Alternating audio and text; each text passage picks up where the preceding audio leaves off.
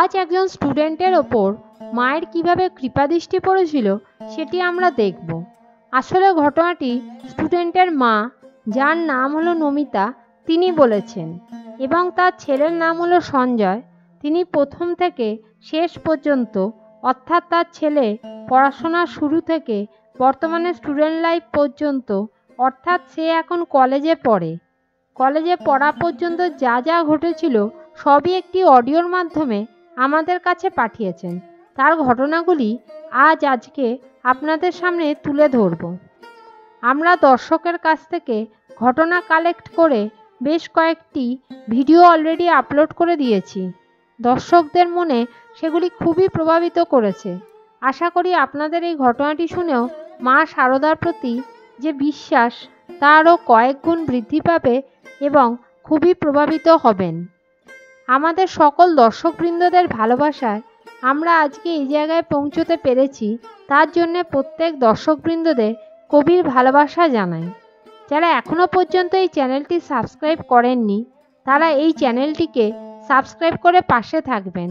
তাহলে বাস্তব জীবনে ঘটে যাওয়া মা শারদা, ঠাকুর রামকৃষ্ণ, স্বামী বিবেকানন্দ ইত্যাদি মনীষীদের আশীর্বাদ যে এখনও আমাদের মাথার ওপর আছে তা আমরা উপলব্ধি করতে পারব। আর পাশে থাকা বেল আইকনটি অবশ্যই প্রেস করে রাখবেন, যাতে পরবর্তী নোটিফিকেশানগুলি আপনাদের কাছে প্রথমে পৌঁছে যায়। এবং কমেন্টে মা শারদার গুণকীর্তন করতে ভুলবেন না।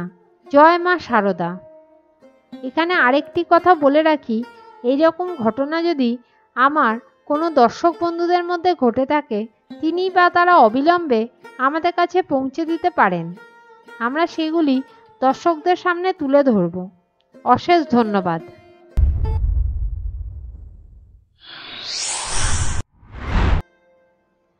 এখন আমরা সরাসরি চলে যাই আমাদের মূল ঘটনায়। নমিতা বলেছেন তার বাড়ি হলো কাঁচরাপাড়ার কাছে। তার স্বামী একটি প্রাইভেট ফার্মে কাজ করে। মাসিক ইনকাম খুব একটা নেই বললেই চলে, তাই তাকেও ইনকামের কাজে সাহায্য করার জন্যে সেলাই মেশিনে সেলাই করতে হয়। তাদের একটি সন্তান আছে যার নাম হলো সঞ্জয়। সঞ্জয়ের বয়স যখন 6 বছর, তখন তারা তাকে গভর্নমেন্ট স্কুলে ভর্তি করে দিয়েছিল। নমিতা এবং তার হাজব্যান্ড খুব একটা শিক্ষিত ছিল না, তবে প্রাথমিক শিক্ষা তাদের মধ্যে ছিল। তাই প্রথম দিকে তার ছেলেকে নিজেরাই পড়াতো, যতদিন পর্যন্ত স্কুলে দেয়া না হয়েছে। নমিতা প্রথমে বুঝতে পেরেছিলেন তার ছেলে পড়াশোনায় খুব একটা ভালো নয়, কিন্তু তার বড় ইচ্ছা ছিল তার ছেলেকে সে খুব বড় মানুষ করবে, একজন বড় মানুষ হবে, কোনো ধরনের একটা বড় কাজ করবে, যেরকম কম বেশি প্রত্যেক বাবা মাই চেয়ে থাকে। অ্যাকচুয়ালি নমিতা ছোটবেলা থেকেই পড়াশোনার ওপর খুবই আগ্রহ ছিল, বুদ্ধিও ছিল ভালো, কিন্তু আর্থিক অবস্থার জন্যে বেশি দূর তার বাবা মা তাকে পড়াতে পারেনি। কোনো রকম মাধ্যমিকটা পাশ করেছিল, তারপরেই তার বিয়ে হয়ে যায় কাঁচরাপাড়ার দিকে। সেই জন্যে তার স্বপ্নটা একটু বেশিই ছিল, কিন্তু ছেলেকে পড়াতে পড়াতে তার মনোবল কিছুটা ভেঙেই যায়। তখন তার স্বামী তাকে বোঝায়, সবাই তো একই রকম হয় না, কি করবে, আর সবার আশাও সবসময় পূরণ হয় না, এই নিয়ে মন খারাপ করে কোনো লাভ নেই, যা হচ্ছে সেটি মেনে নাও। এখানে একটি কথা বলতে আমি ভুলে গেছি, নমিতা ছিল রামকৃষ্ণ মিশনের স্টুডেন্ট। সেই অর্থে ঠাকুর রামকৃষ্ণ, স্বামীজি বিবেকানন্দ ও মা শারদার প্রতি তার অগাধ বিশ্বাস ও ভক্তি ছিল, ও তিনি নিয়মিত মাসে একবার করেও বেলুড় মঠে যেতেন। সময় পেলে জয়রামবাটিতেও মা শারদার কাছ থেকে ঘুরে আসতেন। নমিতা বলেছেন, এইসব জায়গাগুলো আমাকে যেন সর্বদাই টানে, তাই এখানে আসার জন্যে আমাকে আগে থেকে কোনো পরিকল্পনা করে আসতে হয় না। আর আমার স্বামীও কোনো দিন বাধা দেয় না, কারণ সে, তার স্বামী ও সঞ্জয় সবাই যখন একই জায়গায় হয় তখন তারা মনীষীদের নিয়ে আলোচনা করে থাকেন। সত্যি কথা বলতে বর্তমানে এই জিনিসটি দেখাই যায় না। যাই হোক, এইভাবেই চলতে থাকছিল। একদিন সঞ্জয়কে স্কুলে ভর্তি করে দেওয়া হলো, ও স্কুলে ভর্তি করা হলো, সেটি একটি সরকারি স্কুল। তো বর্তমানে সরকারি স্কুলের অবস্থা আমরা প্রত্যেকেই জানি। কিন্তু এই স্কুলটি অন্য স্কুলের থেকে একটু উন্নত। এইভাবে স্কুলে পড়াশোনা এগোতে থাকলো।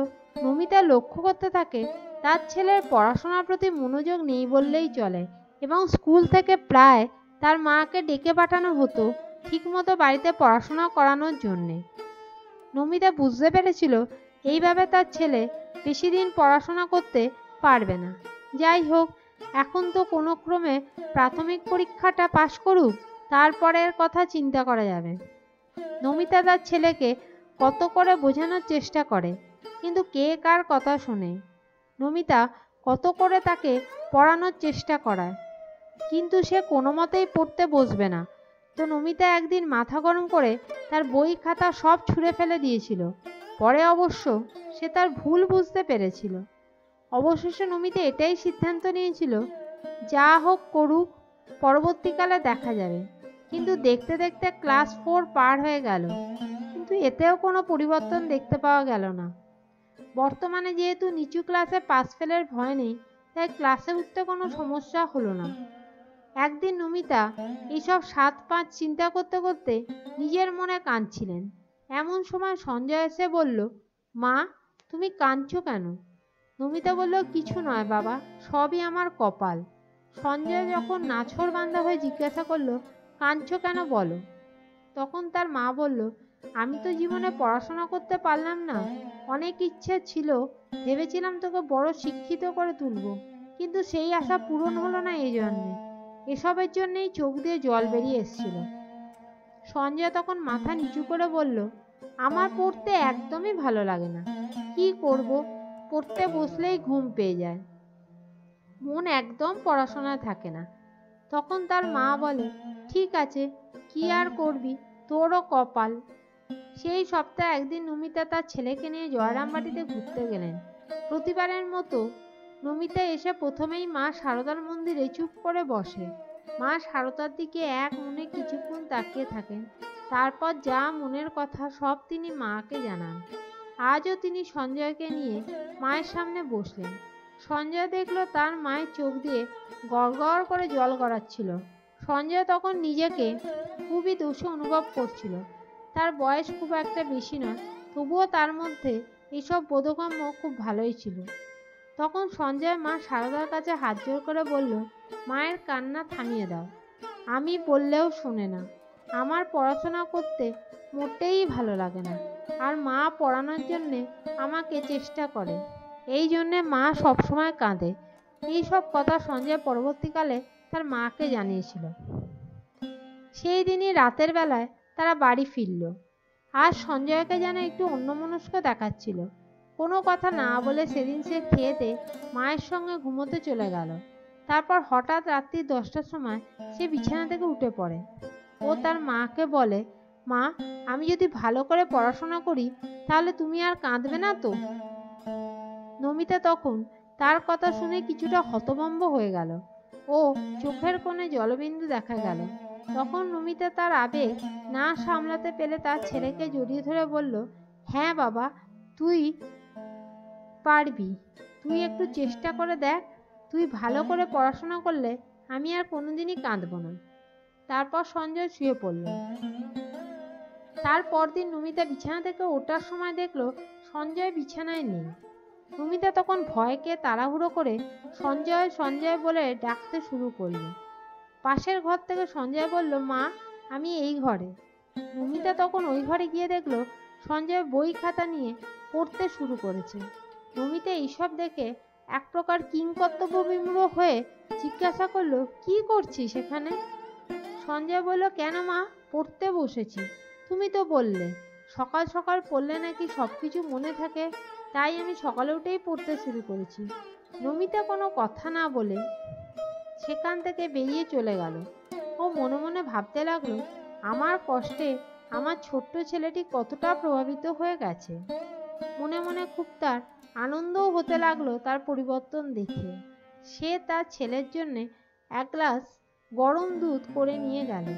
ও তার ছেলেকে জিজ্ঞেস করলো, বাবু, তোকে না ডাকলে কোনোদিনই বিছানা থেকে উঠিস না, তো আজকে উঠলি কি করে? তখন সঞ্জয় বলল, কেন, তুমি তো আমায় ডেকে দিলে। নমিতা বলল, আমি ডেকে দিলাম না তো, তাহলে তুই হয়তো স্বপ্ন দেখেছিস।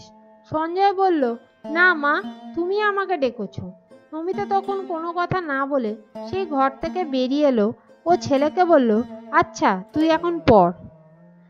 সেই দিন থেকে তার ছেলে পড়ার প্রতি আগ্রহ ধীরে ধীরে বাড়তে লাগলো।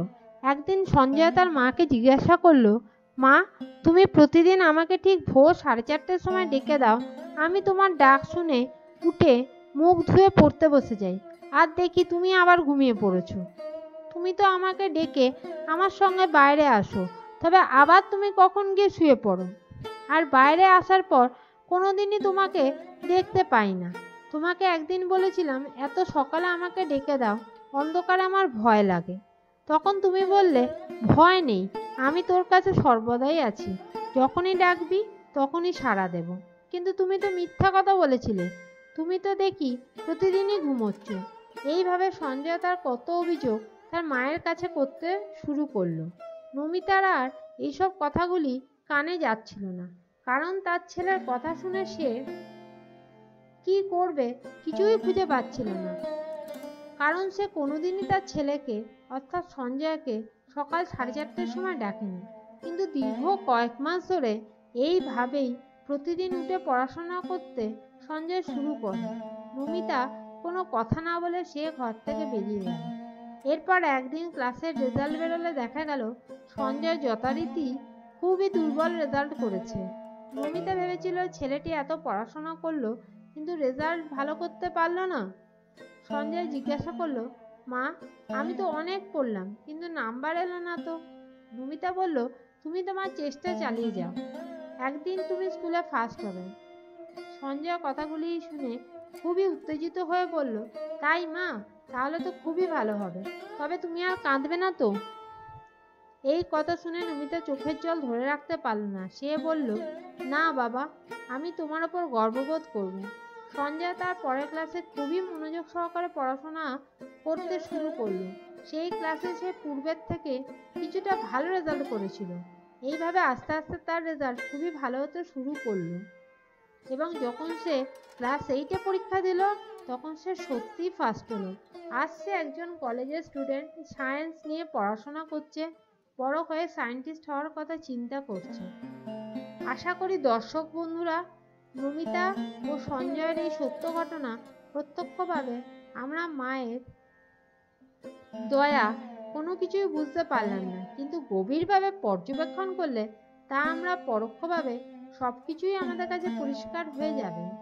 তাই আজও আমরা বলতে পারি মায়ের দয়া এখনো পর্যন্ত আমাদের প্রত্যেকের ওপর সমানভাবে কার্যকর। শুধু মাকে মন দিয়ে ডাকতে হয়, তাহলেই সবকিছু সম্ভব হবে। আপনাদের কি মতামত কমেন্ট বক্সে লিখে পাঠান। জয় মা শারদা।